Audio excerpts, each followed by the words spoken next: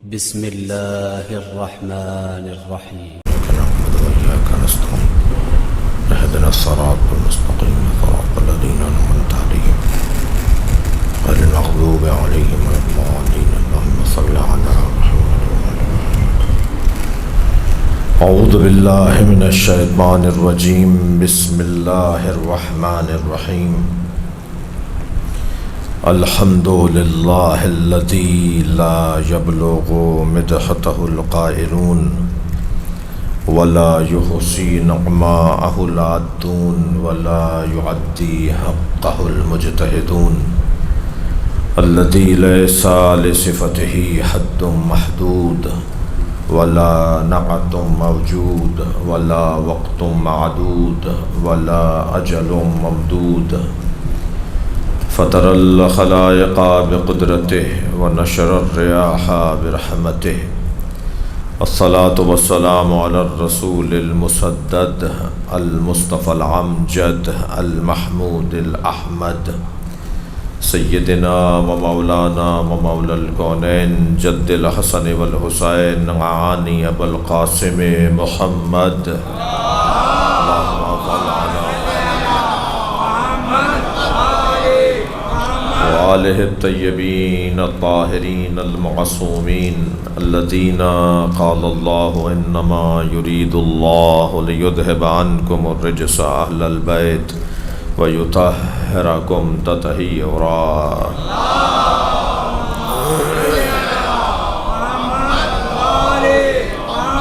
ولعنة الله على أعدائهم أجمعين من يوم عداوتهم إلى قيام يوم الدين.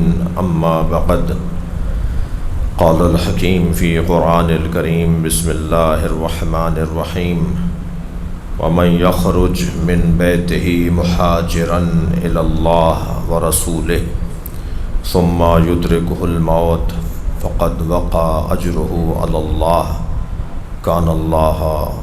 كان الله غفور رحيما. الصلوات.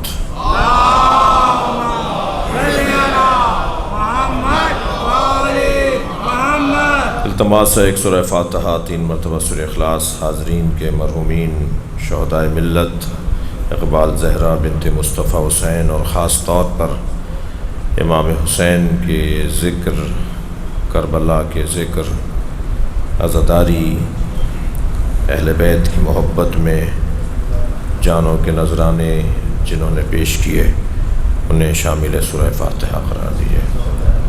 بسم اللہ الرحمن الرحیم. الحمد للہ رب العالمین الرحمن الرحیم مالک یوم الدین. ایاک نعبد و ایاک نستعین اهدنا الصراط المستقیم صراط الذین انعمت علیہم غیر المغضوب علیہم ولا الضالین. بسم اللہ الرحمن الرحیم. قل هو الله احد الله الصمد لم يلد ولم يولد ولم يكن له كفوا احد. بسم الله الرحمن الرحيم. قل هو الله احد الله الصمد لم يلد ولم يولد ولم يكن له كفوا احد. اللهم صل على محمد وعلى محمد. مغفرت کے لیے، دعا کی قبولیت، مجلس کی مقبولیت کے لیے بلندتر صلوات.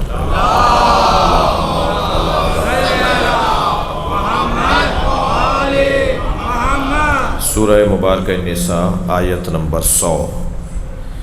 اللہ اپنے اس کلام میں مسافروں کو یاد کر رہا ہے، سفر کرنے والوں کو یاد کر رہا ہے. اللہ کے نزدیک مسافروں کا مقام بلند ہو جاتا ہے جب ان کے سفر کا رخ اللہ اور اللہ کے رسول کی طرف ہو جائے. صلوات پڑھے محمد وآل محمد. اللہم صل علی سفر. اللہم صل علی محمد وعلی محمد. سفر عربی زبان کا لفظ ہے اور اس عمل کو کثرت سے انجام دینے والا سفیر کہلاتا ہے. اچھا، کوئی ایک دفعہ سفر کرے اور سفیر کہلائے؟ سفیر تو اسے کہتے ہیں جس کا کام سفر کرنا ہو. جو مسلسل سفر کرتا ہو اسے سفیر کہا جاتا ہے. اور اگر کسی نے سفر ایک دفعہ کیا ہو اور وہ سفیر کہلائے تو پھر غور اس بات پر کرنا ہوگا کہ اس کا سفر ہی ایسا ہے جو لوگوں کو اللہ کی طرف سفر کرواتا ہے، جو سارے مسلمانوں کو سفر کروائے، عربی زبان کا سفر کروائے، جو مسافرت کروائے، جو مسلسل لوگوں کو ہجرتیں کروائے، پھر وہ سفیر کہلائے گا۔ مجھے جملہ اور بہتر کرنے دیجئے کہ اگر کوئی خود کثرت سے سفر کرے تو سفیر، دوسروں کو سفر کروائے تو سفیر، اور اگر کوئی کامیاب سفر کروائے تو وہ سفیر حسین۔ صلوات پڑھیں محمد و آل محمد پر۔ جی ضروری نہیں ہے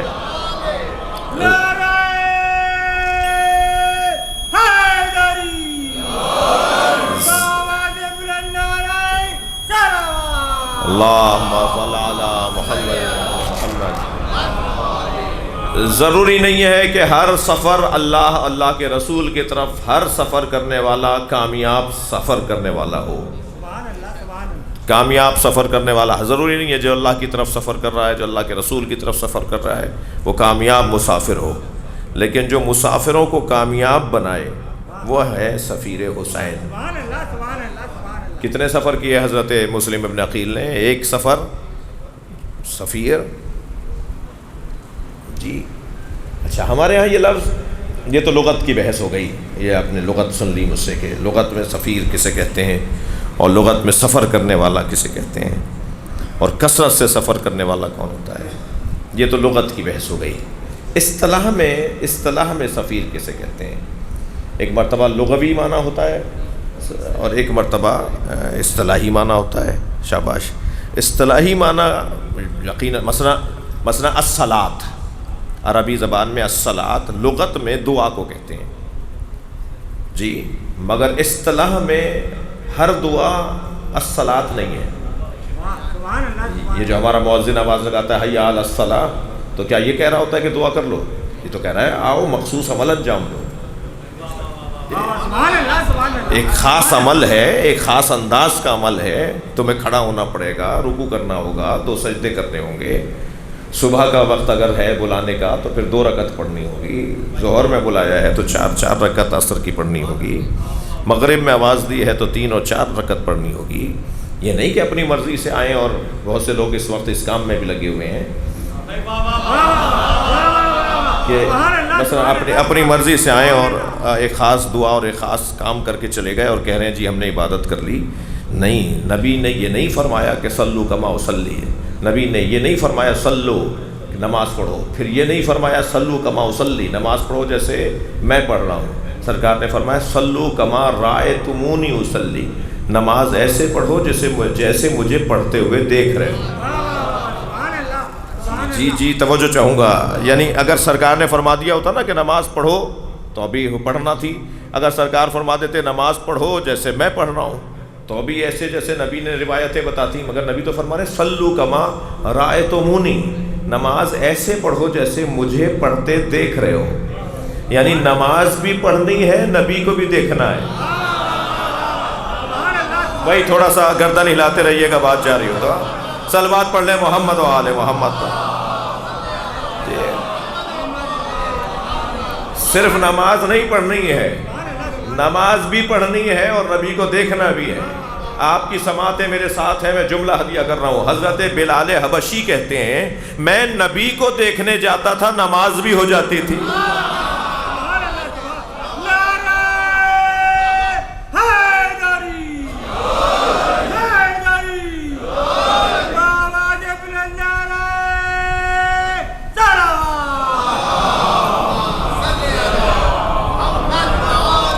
سرکار فرما رہے ہیں صلو کما رأیتمونی اصلی، نماز پڑھو جیسے مجھے پڑھتے ہوئے دیکھ رہے ہو۔ شاعر 2 مصروں میں کیا خوب بیان کرتا ہے اپنے اظہار محبت کو، کہتا ہے کہ ادائے دید سراپا نیاز تھی میری۔ اچھا، دیکھنا بھی مختلف ہے، ادائے دید بھی مختلف ہے۔ عباس بھائی، بعض لوگوں کو آپ دیکھ رہے ہوتے ہیں کہ وہ جب دیکھ رہے ہوتے ہیں تو ان کا دیکھنا کسی خطرے سے کم نہیں ہوتا، تھوڑا توجہ بڑھائیں گے جی۔ بعض لوگوں کے دیکھنے سے اندازہ ہو جاتا ہے کہ ان کی نیت خراب ہے، بعض لوگوں کے دیکھنے سے اندازہ ہو جاتا ہے کہ ان کی نیت اچھی ہے، خود دیکھنے کا انداز اندر کا پتہ بتاتا ہے۔ ادائے دید انداز دید، دیکھنے کا طریقہ۔ بہت سارے لوگ منہ بگاڑ کے دیکھ رہے ہوتے ہیں، چہرہ اتار کے دیکھ رہے ہوتے ہیں۔ بہت سے لوگوں کا تو 10واں جہاز شاید ڈوبا ہے، روزانہ جہاز ڈوب رہا ہے، ان کا چہرہ ایسا اترا ہوا ہوتا ہے۔ بھائی جس کے چہرے پر ہمیشہ اداسی رہے وہ علی والا نہیں ہے۔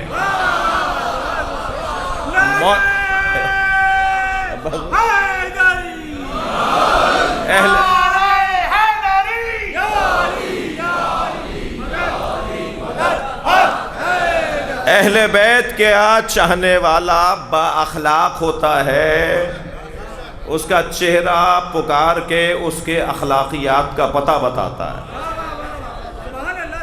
اگر کوئی خفا نہ ہو تو آپ کو ایک جملہ ہدیہ کر دوں، آپ خفا نہیں ہوں گے، کوئی اگر خفا نہ ہو تو ایک جملہ کہہ دوں۔ عزیزان گرامی، بدتمیزوں کا تو اہل بیت کے مکتب میں گنجائش ہی نہیں ہے۔ جی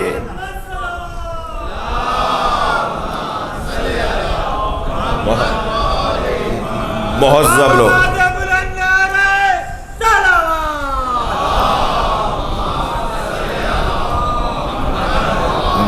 بھائی میرے بھائی نے حضرت علامہ اور محمد رضوی صاحب کے فرزند نے بآواز بلند کہا تھا، تو آپ ان کی بات کو مان لیجئے، بآواز بلند صلوات پڑھیے۔ اللہم صل علی محمد اخلاق، چہرے سے جو ہے وہ پیار محبت کا اظہار، اور کم سے کم بات کرتے وقت انسان اچھے انداز سے بات کرے۔ تو یہ خود دیکھنا جو ہے نا، یہ دیکھنا، یہ جب آپ کسی کو دیکھ رہے ہوتے ہیں، میں ان جوانوں اور بچوں سے کہہ رہا ہوں، میری خوش قسمتی ہے کہ مجلس میں اکثریت جوانوں کی ہے، جب آپ کسی کو دیکھ رہے ہوتے ہیں اور وہ آپ سے بات کرنا چاہے اور آپ کی طرف بڑھنا چاہے، وہ ایک قدم بڑھائے تو حکم یہ ہے کہ آپ 4 قدم بڑھائیں۔ وہ آپ کی طرف آ رہا ہو، آپ لپک کر اس کی طرف اس سے پہلے چلے جائیں، تو مقدم ہو جائیں، آگے بڑھ جائیں اس سے ملنے کے لیے۔ اور وہ اگر آپ سے بات کرنا چاہ رہا ہو تو اس کو ایک مرتبہ مسکرا دیجئے، مسکرا کر اس کا استقبال کر لیجئے۔ میں ان بچوں سے کہہ رہا ہوں، مسکرا کر اس کا استقبال کر لیجئے۔ کم سے کم آپ کا مسکرانا آپ کی مملکت کا دروازہ ہے جو اس کے اوپر کھل رہا ہے۔ آپ کی مملکت، آپ کا وجود پورے ہی آپ کی مملکت ہے، آپ کی مملکت کا دروازہ ہے جو آنے والے پہ کھل رہا ہے۔ اور اہل بیت کا دروازہ کسی پہ بند نہیں ہوتا۔ ہم مسجد میں نہیں کرتے، سب مسجدیں بناتے ہیں، میرے بھائی سنی بھائی تشریف فرمائے، سب مسجدیں بناتے ہیں، ہم بھی مسجد بناتے ہیں، سب مدرسے بناتے ہیں، ہم بھی مدرسہ بناتے ہیں۔ جی ہم دین پر خرچہ زیادہ کرتے ہیں، ہم مسجد اور مدرسے کے بعد امام بارگاہ بھی بناتے ہیں۔ ہم مسجدوں میں مجلس نہیں کرتے، اس لیے کہ مسجد میں ہندو نہیں آ سکتا، یہودی نہیں آ سکتا، عیسائی نہیں آ سکتا۔ کل قیامت میں اگر غیر مسلموں نے شکایت کر دی کہ یا اللہ میں دین سمجھنے گیا تھا، مسلمان تو مسجد میں آنے نہیں دیتا تھا، کوئی جواب نہیں دے سکے گا، آپ جواب دے پائیں گے، یا اللہ ہم نے مسجد کے ساتھ امام بارگاہ بنایا ہی اس لیے تھا، یہ حسین کا خیمہ ہے، ہر آنے والے حور کے لیے کھلا رہنا چاہیے۔ کوئی پابند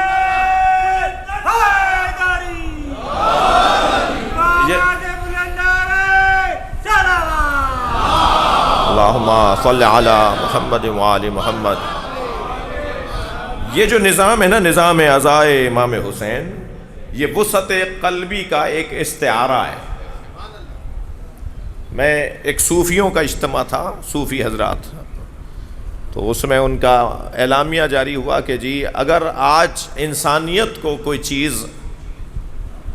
اطمینان اور سکون بخش سکتی ہے، کوئی نظریہ اگر اطمینان اور سکون بخش سکتا ہے تو وہ نظریہ تصوف کا ہے۔ میں نے ان سے کہا جی مجھے آپ سے اختلاف ہے، جو انسانیت کو چین سکون اور اطمینان عطا کر سکتا ہے وہ نظریہ عزاداری کا ہے۔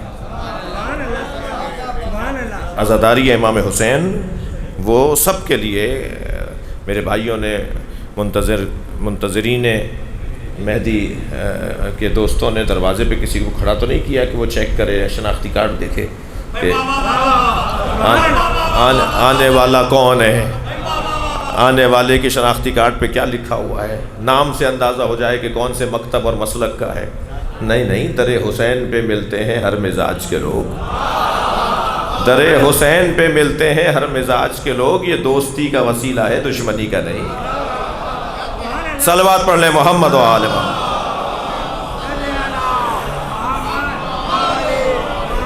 یہ جگہ جتنی جامع جگہ تو ایک اچھے انداز دیکھنا جو ہے نا، خود دیکھنا. میں نے ایک پیغام دیا ان بچوں اور جوانوں کو کہ اپنے چہرے سے آپ کی طرف کوئی اگر بڑھ رہا ہے، کوئی سلام کر رہا ہے تو آپ سلام، اچھا کیا ہے حکم ہے، کوئی سلام کرے تو سلام کا جواب صرف یہی نہیں دیں. اس نے کہا السلام علیکم، انہوں نے بھی کہہ دیا علیکم السلام. نہیں، مستحب ہے کہ اس میں اضافہ کر کے جواب دو. اس نے اگر کہا ہے السلام علیکم تو آپ جواب دیں گے علیکم السلام ورحمۃ اللہ وبرکاتہ. جواب بڑھا کر دینا ہے، اس لیے کہ اس نے پہل کی ہے. جواب دینے والے کو اور اہتمام کے ساتھ جواب دینا ہے. اس کا پہل کرنا مستحب تھا، میرا جواب دینا واجب ہے. یہ عجیب واجب ہے جس کا ثواب کم ہے، یہ عجیب مستحب ہے جس کا ثواب زیادہ ہے. یہ اخلاقیات کے پیغام ہیں یا نہیں؟ یہ مسلسل اخلاقیات کے پیغام. تو یہ جو دیکھنا ہے نا ہمارا، ایک دوسرے کو، ایک دوسرے سے بات کرنا، ایک دوسرے سے دیکھنا، اس دیکھنے سے ہی بہت کچھ اندازہ ہو جاتا ہے کہ یہ اس وقت کس کیفیت میں ہے، یہ کیا سوچ رہا ہے.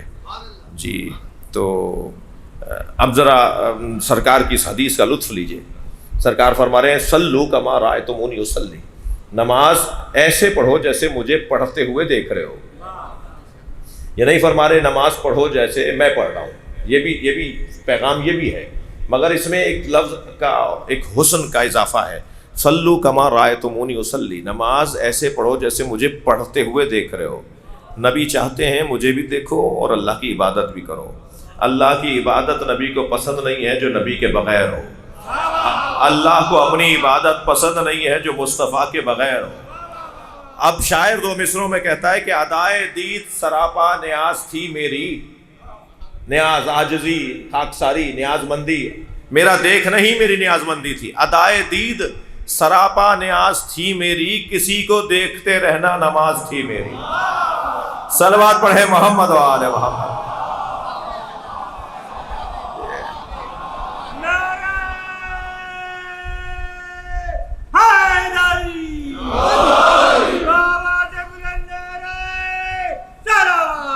اللہم صل علی محمد و آل محمد.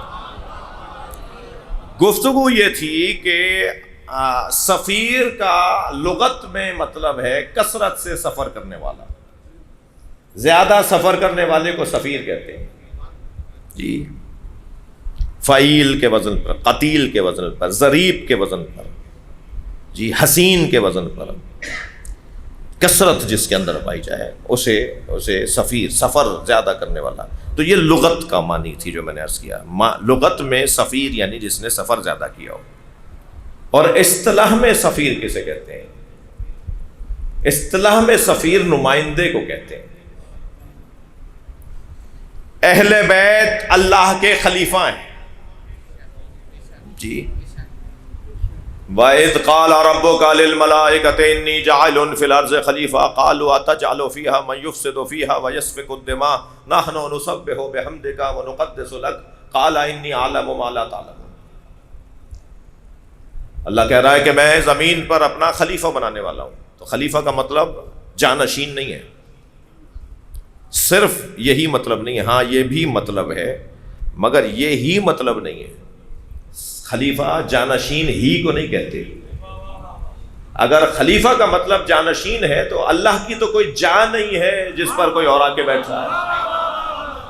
بہت عنایت آپ کے توجہات میرے ساتھ ہیں. اللہ کی تو کوئی جگہ نہیں ہے تو اللہ اپنا خلیفہ بنا رہا ہے زمین پر، تو اللہ کو زمین پہ رہتا ہے معاذ اللہ. ایک صلوات اور پڑھے محمد و آل محمد.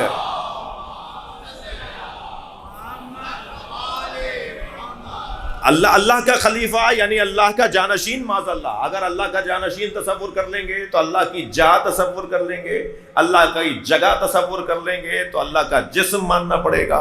اللہ کا جسم مانیں گے تو اس کے اجزاء ماننے پڑیں گے.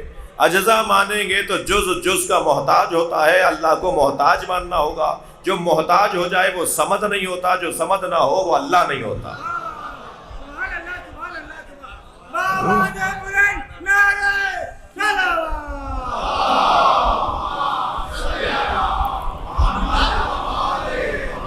تو خلیفۃ اللہ کا مطلب جانشین نہیں ہے.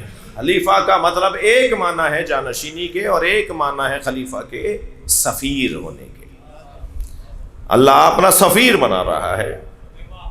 اہل بیت اللہ کے خلیفہ ہیں، یعنی اہل بیت اللہ کے سفیر ہیں.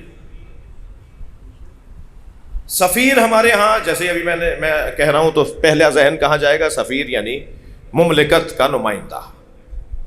فلاں صاحب فلاں ملک میں آج کل پاکستان کے سفیر ہیں، فلاں صاحب فلاں ملک میں آج کل مثال کے طور پہ برطانیہ کے سفیر ہیں.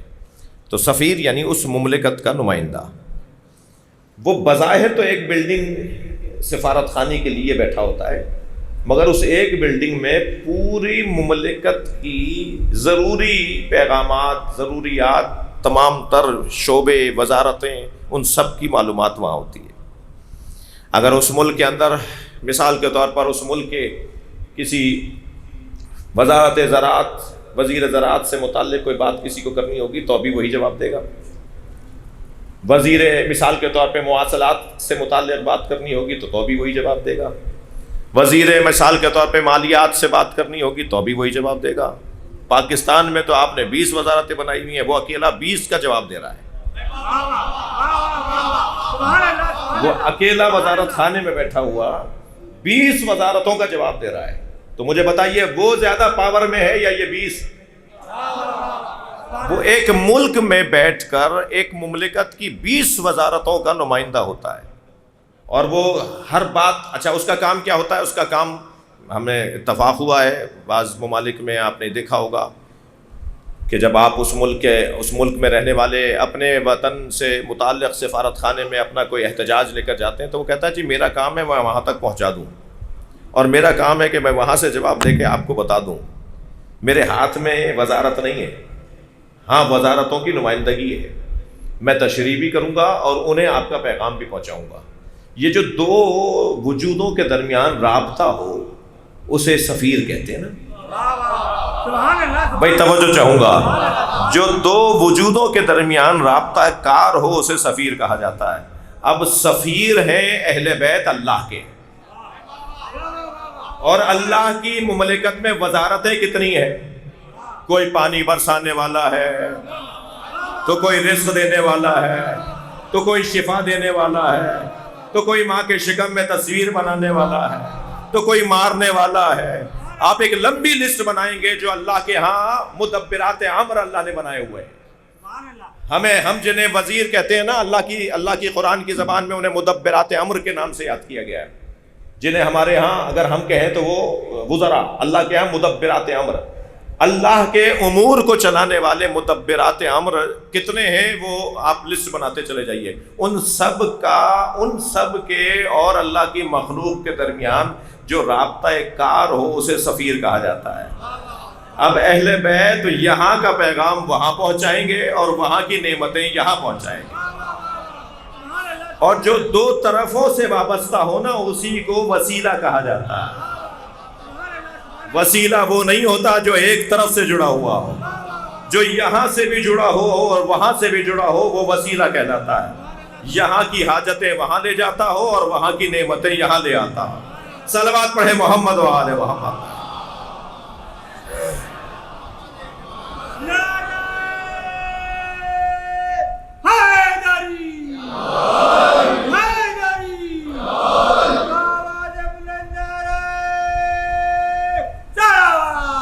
اللہم صل علی محمد و آل محمد. اہل بیت اللہ کی مملکت کے سفیر ہیں. اچھا سفیر تھوڑا سا اور سہارا دے دیے مجھے. میں جب تک خود لطف نہیں لوں گا لطف منتقل نہیں ہوگا. جی سفیر کو تو پتا ہوتا ہے نا کہ مثلا پاکستان کے سفیر کو تو پتا ہوگا نا کہ پاکستان کے جنوب میں کیا ہے اور شمال میں کیا ہے، اور مغرب میں کیا ہے اور مشرق میں کیا ہے، اور پاکستان کے شہر کون کون سے ہیں، اور پاکستان کے صوبوں کے کون کون سے گورنر ہیں، اور کون سے صوبوں کے وزیر اعلیٰ کون کون ہیں. اس کو ساری معلومات ہوتی ہے. اور اگر اپنے کام سے سچا ہو تو اسے فائل کھول کر نہیں دیکھنا پڑتا، بلکہ یہاں اس سے بات کی جائے وہاں وہ جواب دے دے. وہ اپنے کام سے اگر کوئی سچا ہو تو وہ پھر کام ایسے کر رہا ہوتا ہے. اسے اپنے وطن کی حدوں کا پتہ ہوتا ہے نا. اہل بیت اللہ کی مملکت کے سفیر ہیں جس کی کوئی حد ہی نہیں ہے. مشرق سے مغرب صلوات پڑھے محمد و آل محمد.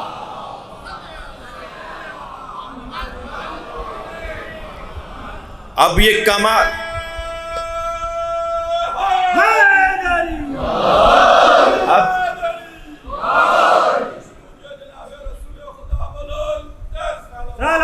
اللہم صلی علی محمد و آل محمد. توجہ. اب اگر اللہ کی مملکت کا سفیر حسین ہو اور حسین کا سفیر مسلم ہو تو کیا عظمت ہے جو حضرت مسلم کو حاصل ہے. وقت بہت ہو چکا ہے. عزاداری اور ماتمداری سینہ زنین اور خانی بھی ہے. وَمَن يَخْرُجْ آیت کا ترجمہ تو کروں گا نا. وَمَن يَخْرُجْ مِن بَيْتِهِ مُحَاجِرًا إِلَى اللَّهِ وَرَسُولِهِ. جو بھی اپنے گھر سے سفر کا آغاز کرے, گھر سے نکلے, سفر کرے. وَمَن يَخْرُجْ مِن بَيْتِهِ مُحَاجِرًا, جو اپنے گھر سے نکلے. مہاجر صعوبتیں برداشت کرنے والے کو, ہجر دوری سختی برداشت کرنے والے کو کہتے ہیں. جو سختیوں کو برداشت کرے, ہجران کو, جدائی کو برداشت کرے, دوری کو برداشت کرے. جی مہاجرن الی اللہ ورسولہ, جو اپنے گھر سے نکلے. ومن یخرج من بیتہ سورہ مبارکہ نساء آیت نمبر 100. ومن یخرج من بیتہ مہاجرن الی اللہ ورسولہ, جو اپنے گھر سے نکلے, سفر کا آغاز کرے, سفر کرے وہ اللہ اور اللہ کے رسول کی طرف.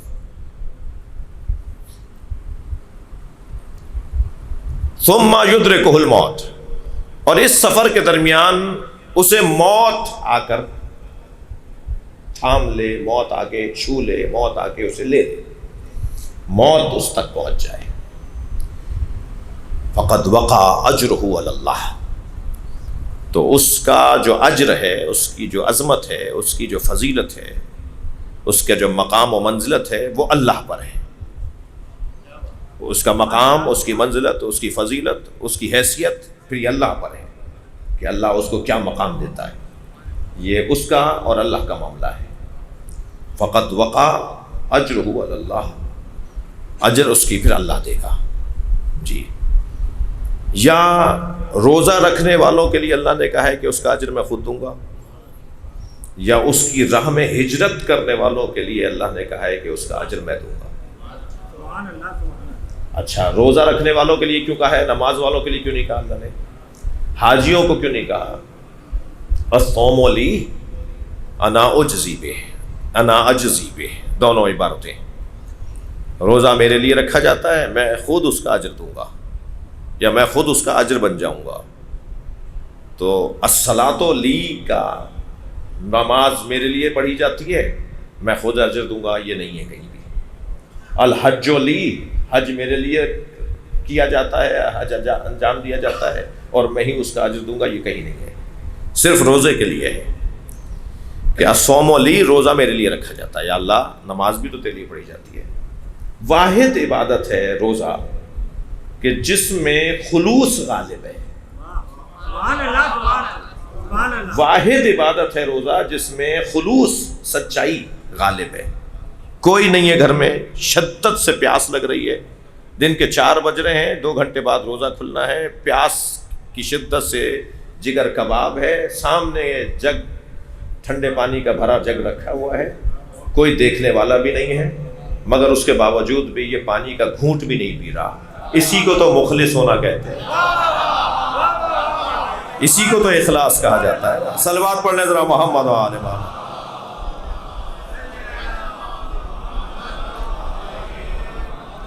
اخلاص کا مطلب یہ ہے کہ صرف اور صرف اسے راضی کیا جائے جس کے لیے وہ کام کیا جا رہا ہے.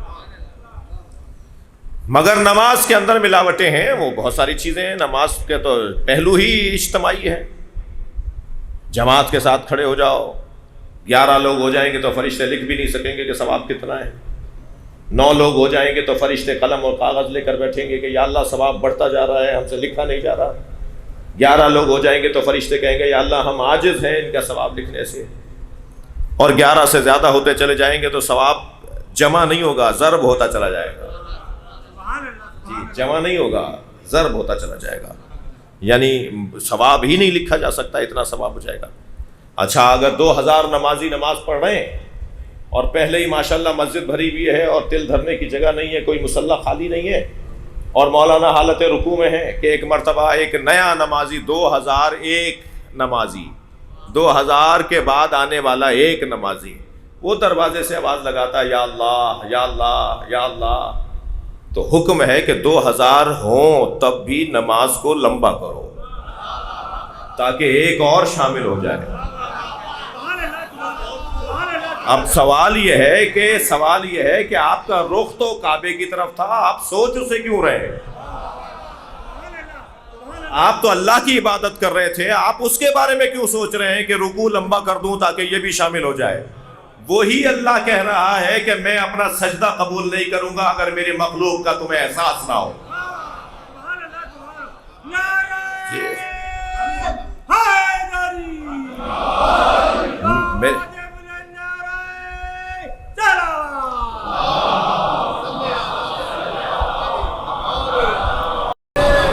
توجہ کر لیا آپ نے؟ تو اللہ یہ چاہتا ہے کہ اللہ کی عبادت کے ساتھ اس کی مخلوق کا خیال رکھا جائے۔ جی، روزہ واحد عبادت ہے جو صرف اور صرف اللہ کی خاطر کی جاتی رکھا جاتا ہے۔ حج بھی اجتماع کا ہے، نماز بھی اجتماعی مسئلہ ہے، زکوٰۃ اور خمس بھی اجتماعی مسائل ہیں، لیکن الصوم لی، جیسے وہ کہہ رہا ہے نا کہ روزہ میرے لیے رکھا جاتا ہے میں خود اس کا اجر دوں گا، ایسے اللہ کی راہ میں سفر کرنے والوں کے لیے، مسافرت کرنے والوں کے لیے اللہ کہہ رہا ہے کہ ان کو اگر کوئی تکلیف ہوئی رستے میں، یہ اگر مر گئے رستے میں، تو ان کا اجر میرے اوپر ہے، میری ذمہ داری ہے کہ میں ان کو اجر دوں گا۔ اللہ اجر دے گا، کوئی اجرت کوئی پیسوں کی بات نہیں ہو رہی ہے۔ اللہ جب اجر دے گا تو کسی کو رضوان اللہ تعالی علیہ بنائے گا، کسی کو علیہ السلام بنائے گا، وہ کسی کو کوئی مقام دے گا، کسی کو کوئی مقام دے گا، ہر ایک کو پھر اللہ کے پاس ہے۔ پھر اچھا ساری دنیا اس کی مخالف بھی ہو جائے تو پھر اللہ اس کا سکہ بنوائے گا، کوئی اسے نہ مانے مگر پھر اب اللہ منوائے گا، ساری دنیا جسے چھوڑ دے پھر اللہ اسے منوائے گا۔ یہ ہے اللہ کے اجر کا انداز اور اس کا طریقہ۔ وَمَن يَخْرُجْ مِن بَيْتِهِ مُهَاجِرًا إِلَى اللَّهِ وَرَسُولِهِ، ایک مسافر کی مجلس سے شہادت پڑھ رہا ہوں۔ وَمَن يَخْرُجْ مِن بَيْتِهِ مُهَاجِرًا إِلَى اللَّهِ وَرَسُولِهِ، جو اللہ کی راہ میں اور اللہ کے رسول کی راہ میں ہجرت کرے، اپنے گھر سے نکلے اور ہجرت کرے اور اس کو موت آ جائے تو پھر اللہ اس کو اجر دے گا۔ کان اللہ غفورا رحیما، اور اللہ بہت زیادہ معاف کرنے والا بھی ہے اور کرم اور رحم کرنے والا بھی ہے۔ جی، اللہ اسے اجر دے گا۔ میں جس نقطے کی طرف منور بھائی چاہ رہا تھا کہ کم سے کم 2-4 منٹ آپ کو زحمت دوں، وہ یہ کہ اللہ کی تو کوئی جگہ نہیں ہے، اللہ کوئی مکے میں تو رہتا نہیں ہے، اللہ کوئی مدینے میں تو رہتا نہیں ہے، تو پھر یہ اللہ کیا کہہ رہا ہے کہ جو اللہ اور اللہ کے رسول کی طرف سفر کرے، سمت بتا رہا ہے کہ اللہ کوئی جنوب شمال بتا رہا ہے کہ وہاں سفر کرے، وہاں جائے، اور جو اللہ اور اللہ کے رسول کی طرف سفر کرے گا، یہاں سے ٹکٹ لے گا، یہاں سے سواری لے گا اور وہاں جائے گا، وہاں اور یہاں اللہ کے لیے تو تصور میں نہیں ہے نا، اللہ کے لیے سوچا نہیں جا سکتا نا یہاں اور وہاں۔ مولا علی فرما رہے ہیں اللہ کو اشاروں میں نہیں لایا جا سکتا، اللہ کو سمتوں میں محدود نہیں کیا جا سکتا۔ اللہ مکے میں ہے اور کراچی میں نہیں ہے، یہ کہنا شرک ہے، یہ عقیدہ توحید کے منافی ہے، یہ کہا ہی نہیں جا سکتا کہ اللہ وہاں ہے اور یہاں نہیں ہے۔ حتیٰ اتنی احتیاط کا حکم ہے اللہ کے بارے میں کہ رمضان اللہ کے ناموں میں سے ایک نام ہے، سارے روزہ داروں کو پتا ہے کہ ماہ رمضان چل رہا ہے، 4تھا روزہ آ گیا ہے۔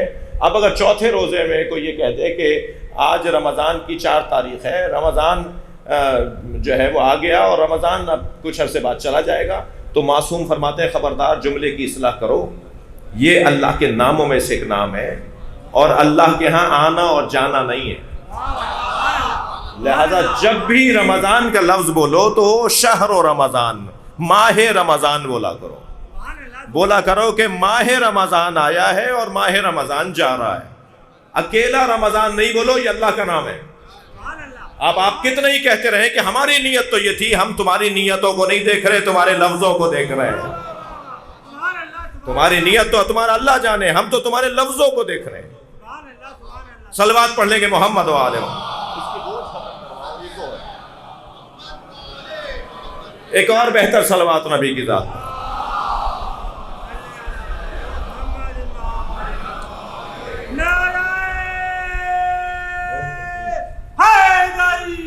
مائک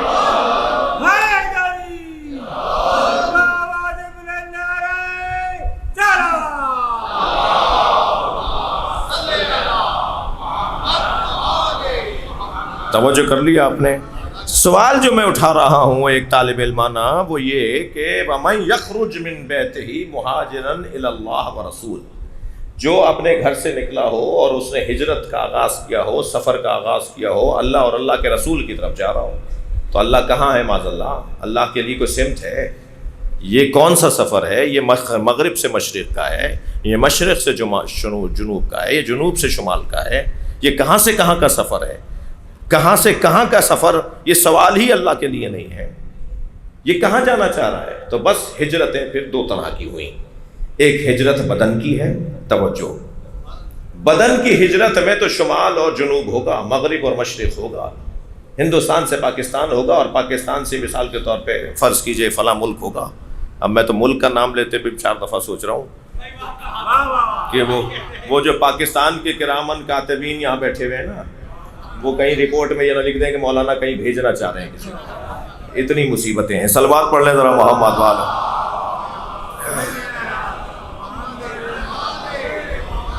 مثلا یہ ایک سفر ہے، بدن کا سفر. بدن ایک ملک سے دوسرے ملک جا رہا ہے، ایک شہر سے دوسرے شہر جا رہا ہے، مشرق سے مغرب جا رہا ہے، مغرب سے مشرق جا رہا ہے. یہ بدن کی ہجرت ہے، بدن کا سفر ہے. اس میں بھی اگر موت آ جائے تو شہادت کی موت، اللہ اسے شہید لکھے گا، اللہ اس کا اجر اپنے اوپر لے رہا ہے. مگر یہاں تو اللہ کی کوئی سمت نہیں ہے، تو پھر اللہ کی طرف سفر کیا مطلب ہوا؟ اس کا مطلب ہے کہ 2 طرح کے سفر ہیں. ایک بدن کا سفر ہے جو آسان ہے، جس کے لیے آپ کو ایک جگہ سے دوسری جگہ جانا ہوگا. ایک سفر اور بھی ہے، وہ سفر بیرونی نہیں ہے. بدن کا سفر بیرونی سفر ہے، لیکن ایک اور سفر بھی ہے جو درونی سفر ہے، جو گھر میں بیٹھے بیٹھے بھی ہو سکتا ہے، جو اپنے ملک میں رہتے رہتے بھی ہو سکتا ہے. وہ سفر کون سا ہے؟ جو اپنے گھر میں بھی بیٹھے رہیں اور سفر بھی ہو. وہ سفر ہے کہ جب نیت بہتری کی طرف چلی جائے، سوچ بہتری کی طرف چلی جائے، خیال عقیدہ میرا جیسا تھا اسے اور اچھا کر لوں، تو یہ بھی تو مسافر ہے، یہ بھی تو مہاجر ہے. اگر کوئی بہتر سوچ کی طرف سفر کر رہا ہو، بہتر عقیدے کی طرف سفر کر رہا ہو اور اس حالت میں ہو اور اسے موت آ جائے، تو اللہ کہہ رہا ہے کہ اس کا اجر میرے اوپر ہے. یہ جو درونی سفر ہے نا، اندرونی سفر، یہ جو اصلاح ذات کا سفر ہے، یہ جو میری اپنی ذات کی اصلاح کا سفر ہے، یہ بھی مسافر ہے، یہ بھی مہاجر ہے جو ایک جگہ سے دوسری جگہ سفر کر رہا ہے.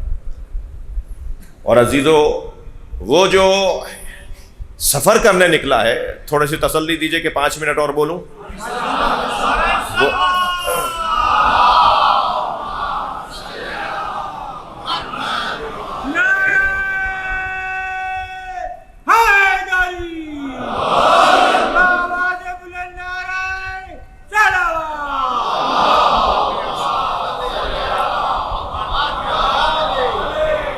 پہلے تو میں ان بچوں اور جوانوں سے گزارش کروں گا کہ وطن کو ترک کر کے سفر کرو، پڑھنے کے لیے جاؤ، سیکھنے کے لیے جاؤ، مگر آدھا کلپ نہیں چلائیں میرا.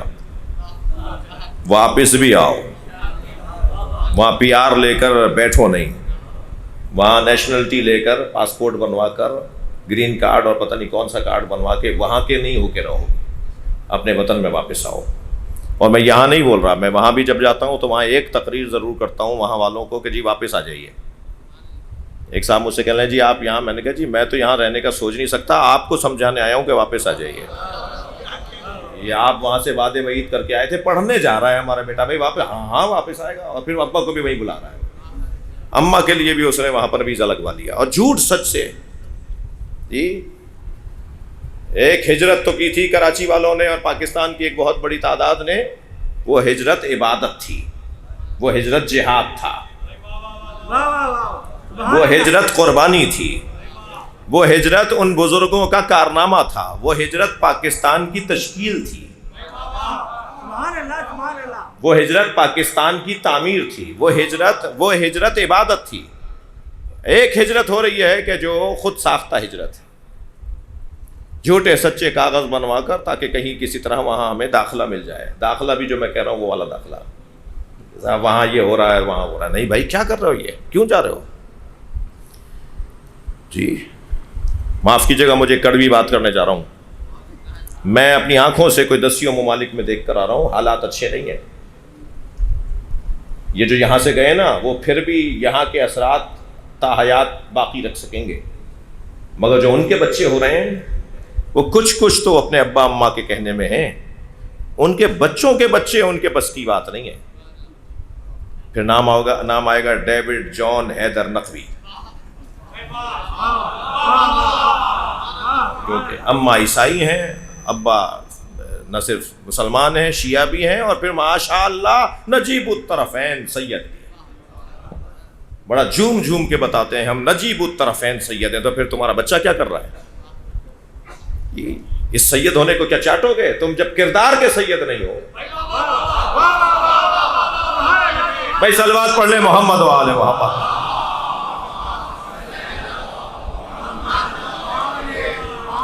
ایک اور بہتر صلوات نبی اور آل.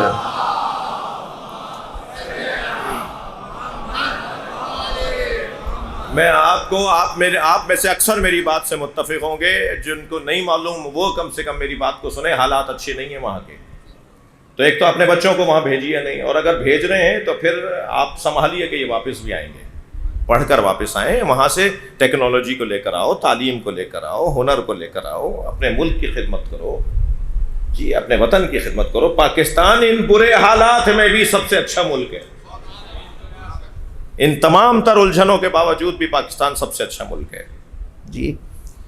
تو یہ سفر ہے، یہ مولا علی کو پسند ہے. آپ نے غور فرمایا مولا نے دارالحکومت مدینے کو چھوڑ کے کوفہ کو کیوں بنایا جی؟ صلاحیتوں میں اضافہ ہوتا ہے، صلاحیتوں کی شناخت ہوتی ہے، انسان کی ذہنی صلاحیتوں کی پرورش ہوتی ہے جب انسان سفر کرتا ہے. مولا علی کے 4 مصرے سنانے کا دل کر رہا ہے. مولا علی کے دیوان میں سے، مولا علی کے اشعار میں سے 4 مصرے آپ کو سنا رہا ہوں، 2 شعر سنا رہا ہوں. مولا فرماتے ہیں سافر ففی الاسفار خمسۃ فوائد وصداغا تغرب عن الاوطان فی طلب العلا. مولا علی کے شعر، تغرب عن الاوطان فی طلب العلا سافر ففی الاسفار خمسۃ فوائد. وطن اپنا چھوڑو، تغرب عن الاوطان، وطن کی جمع اوطان، غریب ہو جاؤ یعنی غربت، یعنی وطن سے دوری. غربت پیسے کی غربت نہیں، وطن سے دور ہو جاؤ. تغرب عن الاوطان فی طلب العلا، اپنے وطن کو چھوڑو، جاؤ باہر نکلو طلب العلا، بڑے مقصد کی خاطر، اعلیٰ مقصد کی خاطر اپنے وطن کو چھوڑو.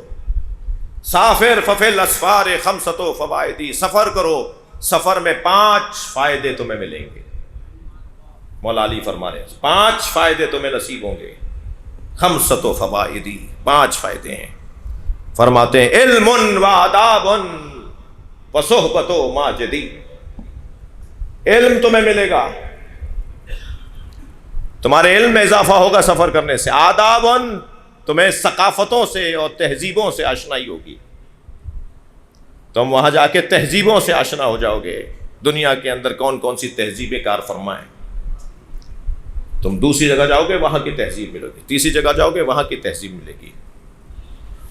البتہ یہ بات میرے بچوں اور جوانوں کے ذہن میں رہے کہ ہم اثر پذیر لوگ ہیں، ہم اثر کو قبول کرتے ہیں جی.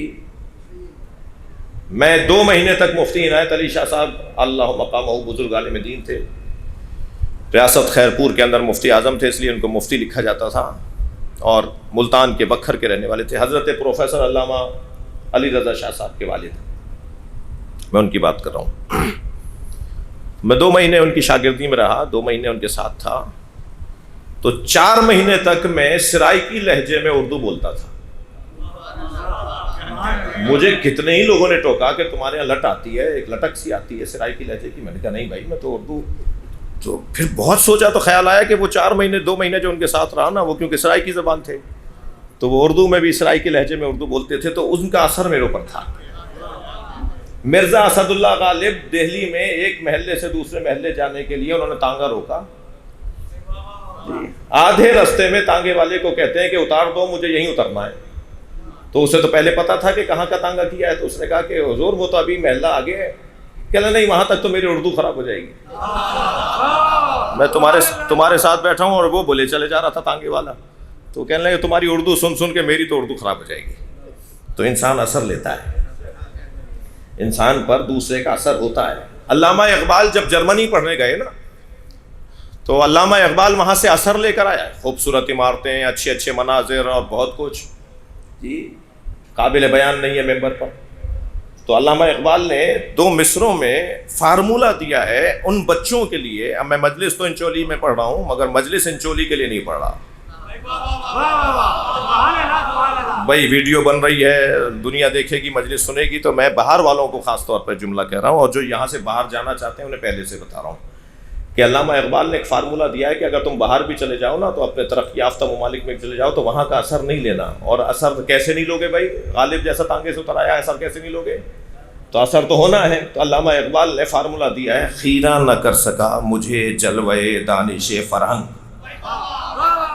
علامہ اقبال فارمولہ دے رہے ہیں کیسے بچو گے مغرب کی تہذیب سے، غلط تہذیب سے، بد تہذیب سے، بد تہذیبی کے اثر سے کیسے بچو گے؟ علامہ اقبال نے فارمولہ دیا کہ خیرہ نہ کر سکا مجھے جلوے دانش فرہنگ، سرما ہے میری آنکھ کا خاک مدینہ و نجف۔ صلوات پڑھ۔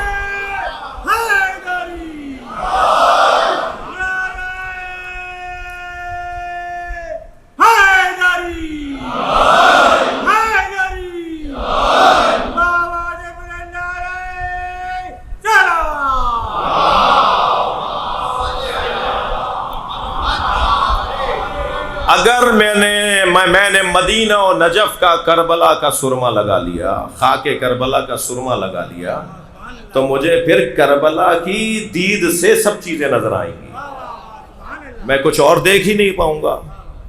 جی اینک بدلنے کی ضرورت ہے، اینک بدلنے کی ضرورت ہے۔ لہذا مولا فرما رہے علم و آداب، یہ شعر کا ترجمہ سن لیجئے۔ علم، سب سے پہلا فائدہ علی مولا کی زبان میں، سب سے پہلا فائدہ علم حاصل ہوگا تمہیں سفر کرنے سے۔ آداب، تہذیبوں سے آشنائی ہوگی، ادب نہیں آداب، تہذیبوں سے آشنائی ہوگی۔ وصحبت و ماجدی، اور بہترین دوست تمہیں سفر ہی میں ملے گا۔ وطن میں وہ دوست نہیں ملتا جو سفر میں ملتا ہے۔ یہ 3 فائدے ہو گئے، چوتھا اور 5واں فائدہ سنیں۔ فرماتے ہیں تفرج ہم و غم و اکتساب و معیشتی، تمہاری بیماریاں دور ہوں گی۔ لہذا ڈاکٹر بھی کہتے ہیں کہ انہیں ذرا کہیں لے جاؤ، بیمار ہو رہے ہیں انہیں کہیں لے جاؤ۔ تفرج ہم و غم، ہم و غم کا لفظ تو آشنا ہے میرے محترم سننے والوں کو، نعت علی پڑھنے والوں کو۔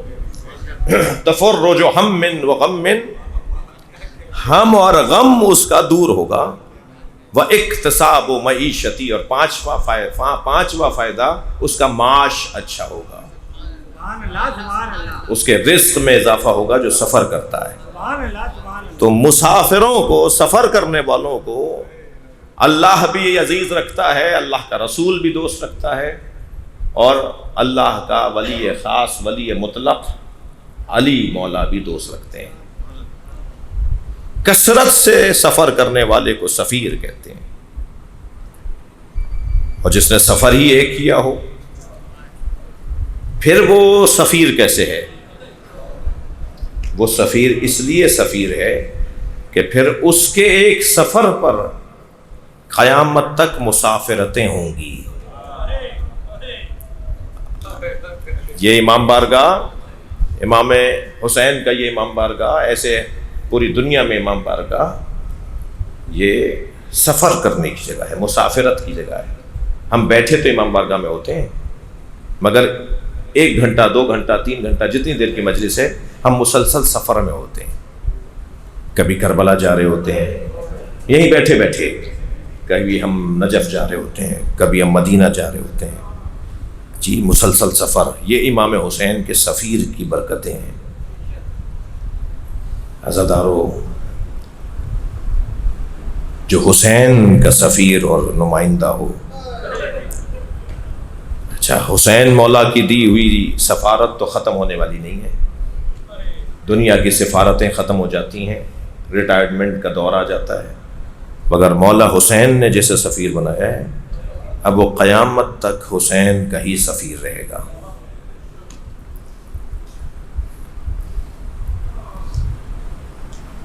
ہر شہید کی شہادت میں ایک خاص امتیاز رہا، ہر شہید کی قربانی میں خاص کیفیت رہی جو دوسرے شہید میں نہیں تھی۔ مثلاً حضرت علی اکبر کے بارے میں جب ہم 6 محرم کو 9 محرم کو مصائب پڑھتے ہیں تو حضرت علی اکبر کے مصائب میں ہم یہ پڑھتے ہیں نا کہ یہ واحد شہید کربلا ہے جسے امام حسین نے میدان کربلا بھیجا، اور وہ شہادت سے پہلے ایک مرتبہ پھر پلٹ کر آئے، ورنہ جو گیا وہ واپس نہیں آیا۔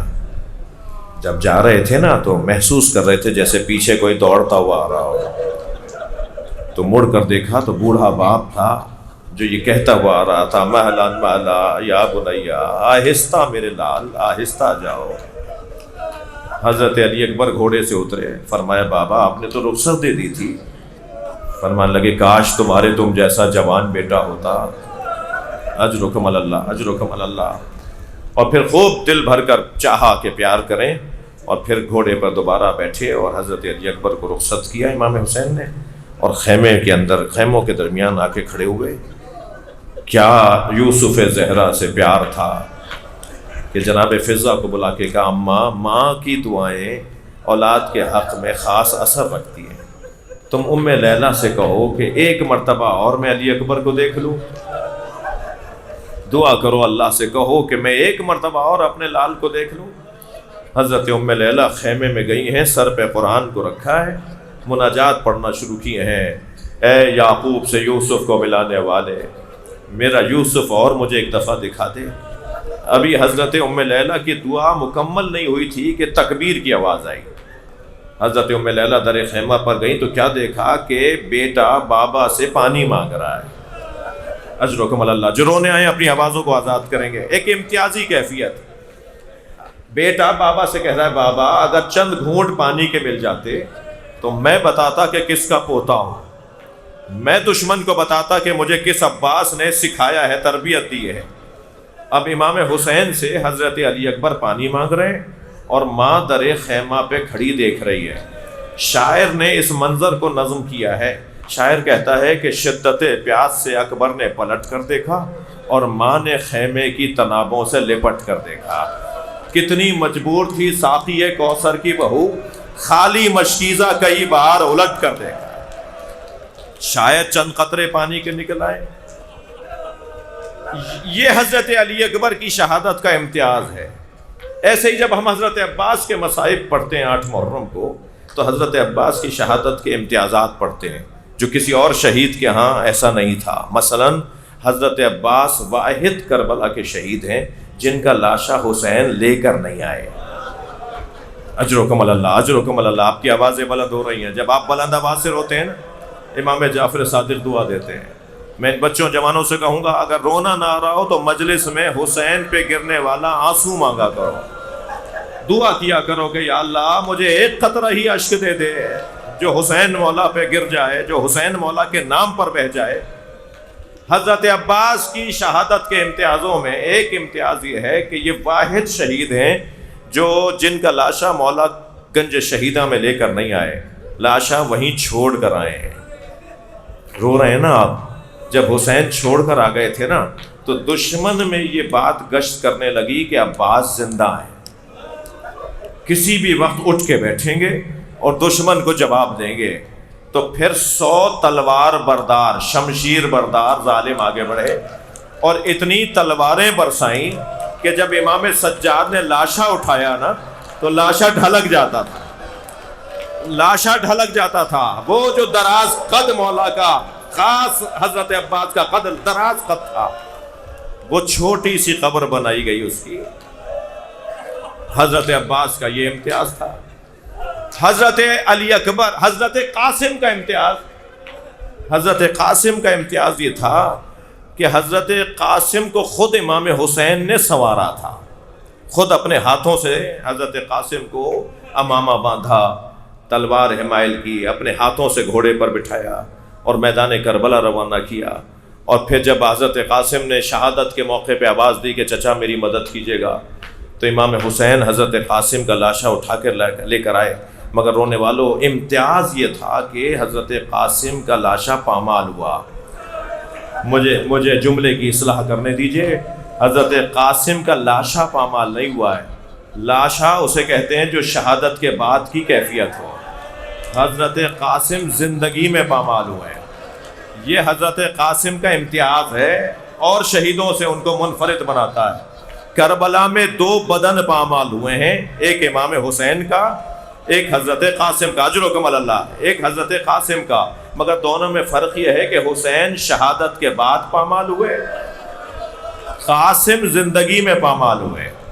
اور جب پہنچے نا امام حسین تو ایک جملہ مرثیے کا آپ نے فرمایا، تیرے چچا پہ بڑا گرا ہے، تو مدد کو پکارے اور تیرا چچا تیری مدد نہ کر سکے. لاشا اٹھا کر لے آئے. امتیازات دیکھیے شہیدوں کے، کربلا کے شہیدوں کے. لاشا جب لے کر آئے نا تو ساری بیویوں نے بڑھ کر استقبال کیا. ہوتا ہی یہ تھا کہ جب لاشا لاتے تھے امام حسین تو اس لاشے کی، اس شہید کے وارث بیویاں آگے بڑھ کر امام کو سلام کرتی تھیں اور امام کا شکریہ ادا کرتی تھی کہ آپ نے ہمارے عزیز کا لاشا اپنی آغوش میں اٹھایا ہوا ہے. کہاں یہ اور کہاں آپ کی آغوش. حسین ہم آپ کا شکریہ ادا کرتے ہیں. جب جناب قاسم کا لاشا امام حسین لے کر آئے نا تو ساری بیویوں نے بڑھ کر استقبال کیا. مگر رونے والوں، اس بچے کی ماں نظر نہیں آئی، خود جناب ام فروا نظر نہیں آئی، حضرت قاسم کی مادر گرامی نظر نہیں آئی. تو امام حسین نے تعجب سے جناب زینب سے پوچھا، تعجب کیا، جناب زینب سے پوچھا، بہن بھابھی ام فروا نظر نہیں آ رہی.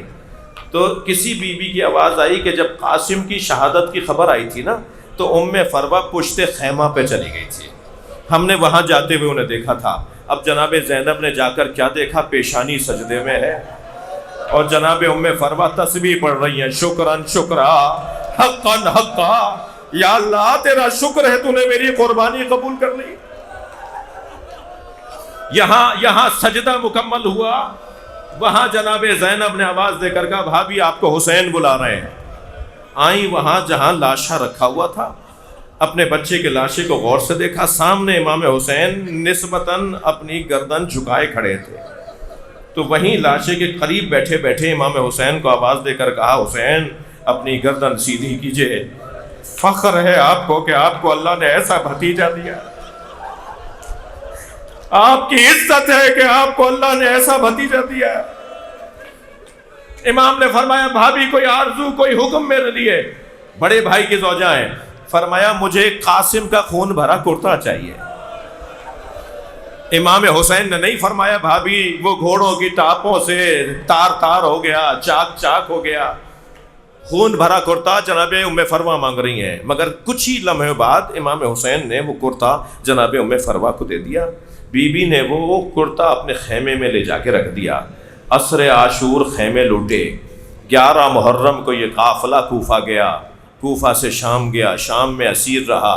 اسیری سے رہائی کے موقع پہ تبرکات واپس آئے. ہر بی بی نے اپنی اپنی گٹھڑی اٹھائی ہوئی تھی. جناب ام فروا نے بھی اپنی گٹھڑی سینے سے لگائی ہوئی تھی.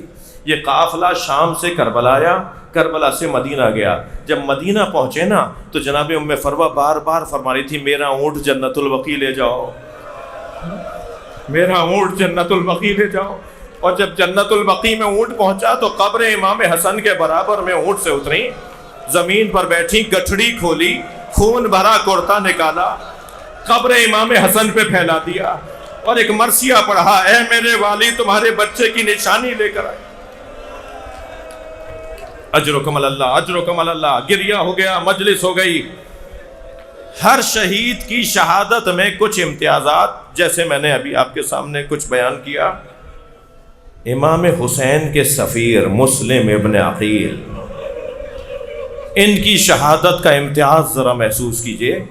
یہ ایسا مجاہد ہے، کربلا میں 72، کوفہ میں اکیلا مسلم، لشکر اس سے بڑا نہیں تھا جو حضرت مسلم کو مارنے آیا ہے۔ تو کے گھر میں رات بسر کی ہے، عبادت الہیہ میں مصروف رہے۔ صبح صادق کے وقت ایک مرتبہ گھوڑوں کی آوازیں آنے لگیں، اپنے سر پہ خود رکھا، زرہ پہنی، تلوار حمائل کی، اور حجرے سے باہر نکل کے گھر سے باہر جانے لگے۔ تو نے روکا کہ آپ کہاں جا رہے ہیں، حالات اچھے نہیں ہیں۔ فرمایا یہ جو تم محسوس کر رہی ہو نا کہ کوئی آ رہا ہے، لشکر جمع ہو رہا ہے، یہ میرے لیے جمع ہو رہا ہے۔ ہم اہل بیت کی شان نہیں ہے کہ ہماری وجہ سے کسی کو کوئی تکلیف پہنچے۔ اگر میں گھر سے باہر نہیں جاؤں گا تو یہ تیرے گھر میں گھس آئیں گے، میں نہیں چاہتا کہ تیرے گھر کو برباد کریں۔ حضرت مسلم گھر سے باہر نکلے، بہت دیر تنہا مسلم نے وغا کیا، بہت دیر تنہا حضرت مسلم نے وغا کیا۔ حضرت عباس کی شجاعت سے کم شجاعت نہیں ہے، محمد حنفیہ کی شجاعت اور حضرت عبداللہ ابن جعفر کی شجاعت سے کم شجاعت نہیں ہے۔ اکیلے مسلم نے ہزاروں کا مقابلہ کیا۔ یہ تو ان کا پرانا دستور تھا، کبھی پانی بند کر کے مارتے ہیں، کبھی گڑھا کھود کر گراتے ہیں۔ حضرت مسلم ایک گڑھے میں گئے ہیں کہ اکیلے مسلم پر تیر برسنے لگے۔ آخر حضرت مسلم کو اسیر بنا لیا، لائے ہیں دربار عبید اللہ ابن زیاد میں۔ وہ بیٹھا ہوا ہے تخت کے اوپر، لعنت اللہ علیہ، وہ تخت کے اوپر بیٹھا ہوا ہے۔ حضرت مسلم کے ہاتھ بندھے ہوئے، سامنے لا کے کھڑا کر دیا۔ تو ایک کرسی پر بیٹھے ہوئے ایک چاپلوس نے کہا، تم نے امیر کو سلام نہیں کیا، تم نے امیر کو سلام نہیں کیا۔ تو حضرت مسلم کی آواز آئی، مالی الامیر سوى الحسین، میرا حسین کے علاوہ کوئی امیر نہیں ہے، میرا حسین کے علاوہ کوئی امیر نہیں ہے۔ عبید اللہ ابن زیاد نے آواز دے کر کہا، مسلم کوئی آرزو ہو تو کہو، ابھی تمہارا سر قلم کیا جائے گا۔ حضرت مسلم نے وہاں کھڑے ہوئے لوگوں سے کہا، تم میں اگر کوئی باز امیر ہے تو جا کر حسین کو میرا پیغام پہنچا دو کہ کوفہ اب آنے کی جگہ نہیں ہے۔ میری دوسری خواہش یہ ہے کہ میں نے اتنا قرضہ لیا تھا، میری ذاتی چیزوں سے میرا قرضہ اتار دیا جائے۔ اور پھر کہتے ہیں بس آخری بات یہ ہے، کوئی ہے جو مجھے پانی پلا دے۔ عبید اللہ نے اشارہ کیا ایک شخص کو، وہ اٹھ کر گیا، سرائی میں سے کٹورا بھر کے لایا، حضرت مسلم کو پانی دیا، آپ نے اپنے دہن سے لگایا، آپ کے ہونٹ سے خون نکل رہا تھا، ایک قطرہ خون کٹورے میں گرا، اسے واپس کرتے ہوئے فرمایا ایک دفعہ اور لا دو۔ دوسرا کٹورا آیا، پھر ایک قطرہ گرا، فرمایا اور لا دو۔ جب تیسری مرتبہ بھی یہی عمل ہوا نا تو پانی لوٹاتے ہوئے فرمانے لگے، شاید میرے مولا مجھے پیاسا شہید دیکھ رہا تھا۔ اجرکم اللہ، اجرکم اللہ۔ تھکیں گے نہیں، ابھی آپ تابوت کی زیارت کریں گے۔ یہ تابوت بھی ان تابوتوں میں سے ایک ہے جسے اٹھانے والا کوئی نہیں تھا۔ حضرت مسلم کی شہادت کا ایک امتیاز یہ تھا کہ آپ کا لاشا 1 سال تک کوفے کے چارراہے پہ لٹکا رہا۔ میں انتہائی عاجزانہ ہاتھ جوڑ کے اپنے مجمع سے کہوں گا کہ جب وقت ملے، بلکہ اہتمام کے ساتھ لاہور میں حضرت مسلم کی زوجہ کو سلام کرنے جایا کریں۔ لاہور میں ہے وہی بی بی جس کے 2 بچے گم ہو گئے، لاہور میں ہے ان کا مزار حضرت مسلم کی زوجہ کا۔ ہمارے درمیان کچھ لوگ جو شک و شبہ ڈالتے رہے کہ بی بی رقیہ، بی بی پاک دامن وہی بی بی ہیں یا نہیں۔ 4 سال پہلے حرم امام رضا نے، آستانہ قدس رضویہ امام رضا کے حرم کی تحقیقات کے ادارے نے تحریر لکھ کے دی ہے کہ یہ علی کی بیٹی ہے، تصدیق کر کے دی ہے کہ یہ حضرت مسلم کی زوجہ ہیں، یہ انہی 2 ننھے بچوں کی ماں ہے کہ جب قافلہ گزرنے لگا تو لٹکی ہوئی لاش سے حضرت رقیہ نے کہا اے مسلم میرے بچوں کا پتہ بتاؤ، میرا محمد کہاں ہے، میرا ابراہیم کہاں ہے؟ اجر و کمال اللہ، آپ کی آوازیں بلند ہو گئی، بس ایک منزل اور لے لیجئے۔ عبید اللہ نے آواز دے کر کہا مسلم کو دارالعمارہ کی چھت پہ لے جاؤ، اس کا سر قلم کر کے اس کا بدن دارالعمارہ کی چھت سے نیچے پھینک دو۔ اب حضرت مسلم کو دارالعمارہ پہ لے جایا گیا۔ آپ جب وہاں پہنچے نا کہ جہاں آپ کو شہادت ملنا تھی، تو آپ نے کوفہ سے مکے کی طرف رخ کر کے کہا السلام علیکہ یا ابا عبداللہ۔ وہاں امام حسین نے اپنی کرسی چھوڑ دی، امام اپنے خیمے سے باہر آئے، مسافرت میں ہے، رستے میں ہے حسین، اپنے خیمے سے باہر آئے اور کوفے کی طرف رخ کر کے کہا علیکہ السلام یا اخی مسلم۔ حضرت عباس کچھ فاصلے پہ کھڑے تھے، دوڑتے ہوئے قریب آئے، مولا کیا میرا بھائی مسلم آ گیا؟ فرمایا عباس مسلم کو کوفے میں غربت میں تنہا مارا جا رہا ہے۔ کہ مولا یہ آپ کو اختیار حاصل ہے کہ آپ مجھے کوفہ پہنچا دیں۔ فرمایا عباس ذرا اس سمت میں دیکھو۔ اب حضرت عباس کیا دیکھتے ہیں کہ دارالعمارہ کی چھت ہے، مسلم کے سر کو قلم کیا جا رہا ہے اور مسلم کا بدن دارالعمارہ سے پھینکا جا رہا ہے۔ تو ایک مرتبہ انگڑائی لے کر کہا مولا مجھے کوفہ پہنچا دیجئے، میرا بھائی اکیلا ہے۔ اجر و کمال اللہ، تھک کے نہیں روئیں جنہیں رونا آ رہا ہے، مولا مجھے کوفہ پہنچا دیجئے، میرا بھائی اکیلا ہے۔ کہ عباس ذرا دارالعمارہ کے نیچے دیکھو۔ اب کیا دیکھا؟ ایک کالے برقعے میں بی بی ہے جو ہاتھ پھیلائے کھڑی ہے۔ عباس یہ دکھیا ماں زہرا مسلم کا لاشا اٹھانے پہنچی ہے۔ یا حسین